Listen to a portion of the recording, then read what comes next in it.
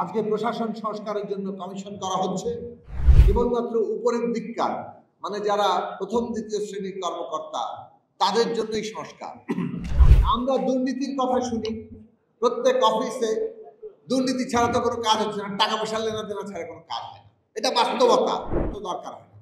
প্রতিষ্ঠান মানেই হচ্ছে তার যা লক্ষ্য সেই অনুযায়ী তার লোকবলকে, জনশক্তিকে তৈরি করা। সেই তৈরি করার ব্যবস্থার দায় কিন্তু প্রধানত প্রতিষ্ঠানের উপর। আমরা বিদ্যালয় তৈরি করি যাতে করে শিশুরা শিক্ষা লাভ করতে পারে, তারা তৈরি হতে পারে বৃহত্তর সমাজের জন্য। তেমনি প্রতিষ্ঠানগুলো তার যে লক্ষ্য সেই অনুযায়ী তার লোকবল তৈরি করবে, প্রশিক্ষণ দেবে, মানবিক গুণাবলী বিকাশ করা, ব্যবহার ভালো করা, জনগণের সেবা নিশ্চিত করা, সেটাই যে তার কাজ। এবং তদনুযায়ী দক্ষতা তার নিজের কাজের ক্ষেত্রে তাকে তৈরি করতে হবে। এই জায়গাগুলো যাতে নিশ্চিত হয়, সরকারের প্রশাসন সংস্কারের গুরুত্বপূর্ণ লক্ষ্য সেটা হওয়া উচিত। আজকে প্রশাসন সংস্কারের জন্য কমিশন করা হচ্ছে। মনে হয় যেন এটা কেবলমাত্র উপরের দিককার মানে যারা প্রথম দ্বিতীয় শ্রেণীর কর্মকর্তা তাদের জন্যই সংস্কার। তৃতীয় চতুর্থ শ্রেণী কর্মচারী যারা আছেন তাদেরকে যারা ছাড়া যেন তারা এই প্রশাসন চালিয়ে ফেলবে, সেটা কি সম্ভব? না, এটা সম্ভব না। সম্ভব না বলে আপনাদেরকে প্রশাসন সংস্কার বলতে সামগ্রিক সংস্কার বুঝতে হবে এবং সকলের সমস্যার সমাধান করতে হবে। এখন আমরা মানবিক, দক্ষ, দেশপ্রেমিক এবং জনগণের সেবা দানকারী একটা প্রশাসন চাইব, এবং সেখানে আপনাদের এই তৃতীয় চতুর্থ শ্রেণী কর্মচারীদের বিরাট ভূমিকা। মানুষ কিন্তু আপনাদেরকেই প্রথম ফেস করতে হয়, আপনাদের কাছেই তো মানুষ প্রথম যায়। বড় কর্তাদের অফিসে ঢুকতে হলে তো আপনাদের লাগে। এখন আমরা সেবা পাবো কিভাবে? যদি যথাযথ বেতন না হয় তাহলে সেবা হবে না।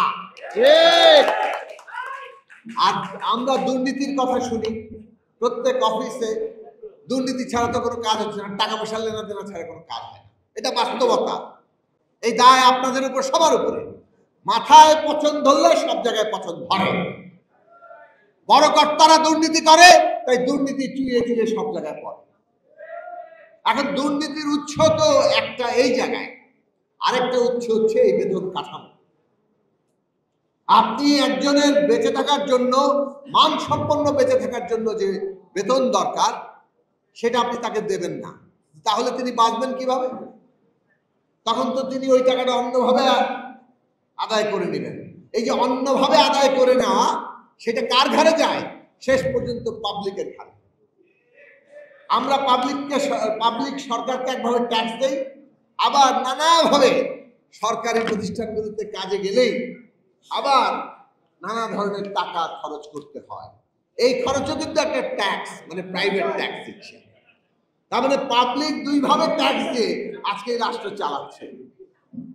এই ব্যবস্থার উৎস কিন্তু যথার্থ বেতন না থাকা এবং বেতনের ক্ষেত্রে বৈষম্য করা। কাজে আপনারা যদি দুর্নীতি বন্ধ করতে চান তাহলে যথাযথ বেতন কাঠামো লাগবে।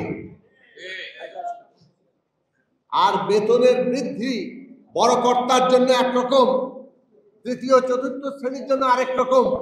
ওনাদের বৃদ্ধি 70% হলে আপনার 30%, এইটা চলবে না। বৃদ্ধি যথার্থভাবে করতে হবে। আর প্রত্যেকেরই মর্যাদা নিশ্চিত করা এই রাষ্ট্রের প্রতিষ্ঠাকালীন প্রতিশ্রুতি। ফ্যাসিবাদ এই মর্যাদা নিশ্চিত করে। ফ্যাসিবাদ আমাদের সন্তানদের বুকে গুলি করে হত্যা করছে। এই রাষ্ট্রটা বদলাতে আমরা চাই। বদলাতে চাই বলে আজকের গণতান্ত্রিক রাষ্ট্রের বৈশিষ্ট্য হবে সেখানে প্রত্যেকের মর্যাদা নিশ্চিত করা হবে। তৃতীয় চতুর্থ শ্রেণী কর্মচারীরা তাদের নিয়োগ বিধি কি হবে? একটা অভিন্ন নিয়োগ বিধি লাগবে। ওইটাও দুর্নীতি বন্ধের একটা বড় জায়গা। অভিন্ন নিয়োগ বিধি তৈরি হলে এই যেভাবে নানাভাবে নিয়োগ চলে সেই সমস্ত দুর্নীতির জায়গা বন্ধ হয়ে যাবে। অভিন্ন নিয়োগ বিধি দরকার, প্রত্যেকের মর্যাদা নিশ্চিত করা দরকার। কেউ ভিক্ষা যাচ্ছে না, এটা মনে রাখা দরকার। এই রাষ্ট্র আমাদের সবার, জনগণের ট্যাক্সের পয়সায় চলে, তাদের কেউ ভিক্ষা চাইছে না। প্রত্যেকের প্রাপ্য মর্যাদা এবং প্রত্যেকের প্রাপ্য যে বেতন সেটা দিতে হবে, এবং সেইটাই নিশ্চিত করবে আমাদের জনগণের প্রকৃত সেবাদানকারী একটি প্রশাসনকে। কাজে